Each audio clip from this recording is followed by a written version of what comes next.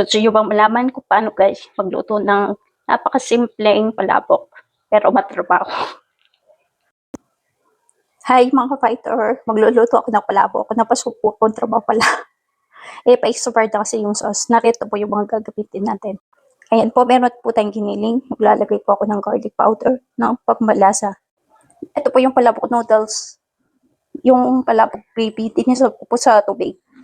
Meron po tayong sibuyas at saka bawang. Ito po yung toppings natin. Meron tayong chicharon, itlog, at saka po yung hiwa-hiwa ko na hipon. Wala akong maliit na hipon. Meron ako dito guys sa apat na hipon. Wala akong maliit na hipon. Slice ko na mamaya. So, fresh. Ayan po. Binalatan ko na. Papakuluan ko na lang.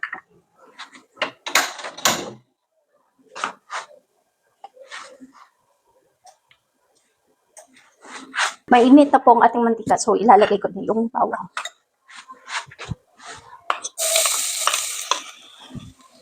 Tapos, yung sibuyas.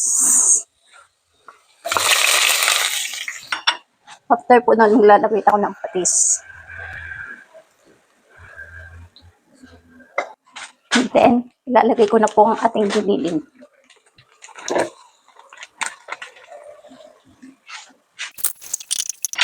Ilalagay ko na po yung garlic powder para maglasa doon sa giniling. Sunod ko na po yung pampalasa. Hindi ko naman po ilalagay lahat. Sadya lang.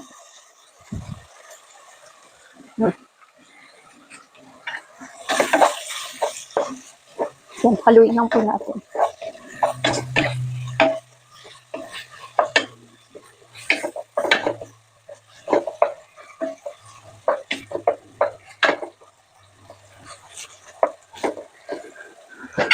Tapos guys, takpan lang po natin muna. Yan, natin maluto yung kininit. Yan, another 5 minutes pa. Check ko muna. Another 5 minutes, hindi na siguro. Lalagay ko na yung sabaw. Kasi ano na itong kiniling. So, yan ko na lang maluto mamaya.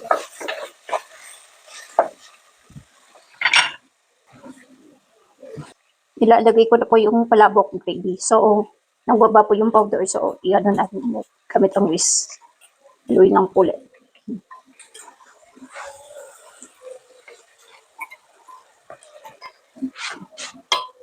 Kailangan ko lang yung po guys. Kasi hindi ko pa nilagyan na tubig. Yan. Ilalagay po tayo ng 2.5 cup ng water.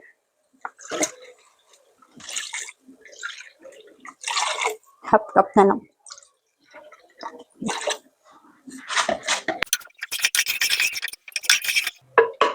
Para hindi siya makuli guys, ilalagay ako ng food color.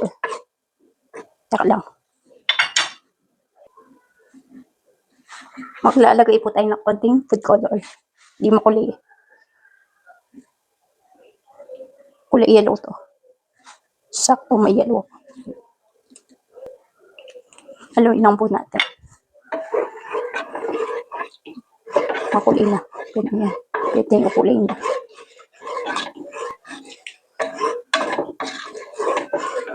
So, yun na guys. Lakasan ko na ng apoy.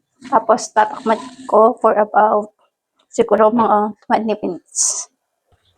Pwede na yung 10 minutes siguro guys. Tignan ko na. Wow.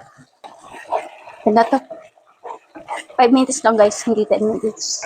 Yan na to. May palabok na tayo. Titikman ko pala. Kung maalat ba o kulang. Nahin ko lang yung apoy.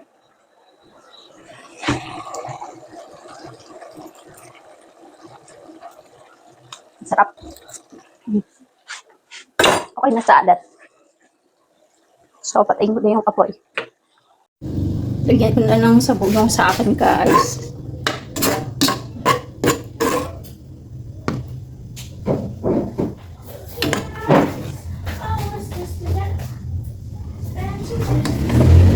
Sarap nito. Unahin ko guys, lagyan ng chicharon. Hindi na ako naglagay ng daon ng sibuyas kasi hindi ako mahilig sa kulay. So, madaming chicharon. Yan. And then, lalagyan ko guys ng hipon. Kunti lang yung hipon eh. Kaya kunti lang yung lalagay ko. Tapos, lalagyan ko guys ng itlog. Yan, ready na ang ating palabok. Mimix ko na lang lahat guys. Para, yan, kasya yung sauce. Pati yung ginawa kanina. Sinang dito na lang ako kukuha. Ilalagay ko na po yung chicharon. Tapos yung tirang hipon. Tsaka loob. Para dito na ako kukuha. Mix po natin. Sakto lang yung noodles tsaka yung sauce na ginawa ko.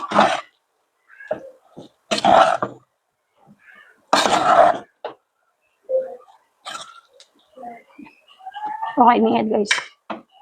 Sa wakas, matikman ko na siya guys. Ito siya oh.